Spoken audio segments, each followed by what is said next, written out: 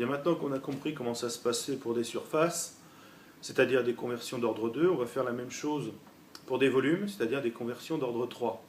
Un volume, c'est quoi? C'est une longueur fois une longueur, c'est-à-dire une surface, multipliée par une longueur, et sous cela, ça forme donc un volume.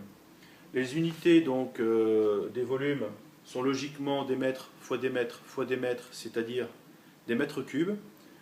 Par contre, les unités de capacité, elles s'expriment bien en litres. Donc il faut faire le lien entre ces deux unités, les unités de capacité et les unités de volume. Je vous rappelle que la capacité se mesure en multiple ou en sous-multiple du litre. La capacité, c'est le volume maximal que peut contenir un contenant, alors que le volume, lui, exprime une quantité de liquide ou de gaz, donc de fluide, qui va être contenu à l'intérieur de ce contenant. Je prends un exemple simple. Quand on prend le réservoir d'une voiture, ce réservoir a une capacité de 50 litres. Donc 50 litres, ça veut dire que c'est le volume maximal de fluide que peut contenir ce réservoir, 50 litres. Maintenant, quand on fait le plein, qu'on met de l'essence dans la voiture, donc dans le réservoir de la voiture, le volume d'essence va varier entre le volume maximal, c'est-à-dire 50 décimètres cubes, et le volume minimal qui sera donc 0 décimètre cube. Donc le volume, c'est une quantité de fluide, donc de gaz ou de liquide variable, à l'intérieur d'un contenant qui, lui, a une capacité, c'est-à-dire un volume maximal de X litres, par exemple. Alors là, par exemple, on peut très bien voir que tout à l'heure, on coupait les colonnes en deux. Là, on ne va pas faire pareil.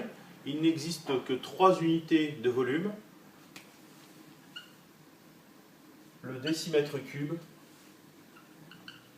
le centimètre cube et le mètre cube. Donc il y a une équivalence entre les unités de volume et les unités de capacité qui sont celles que je viens d'écrire. Un décimètre cube, c'est l'équivalent d'un litre.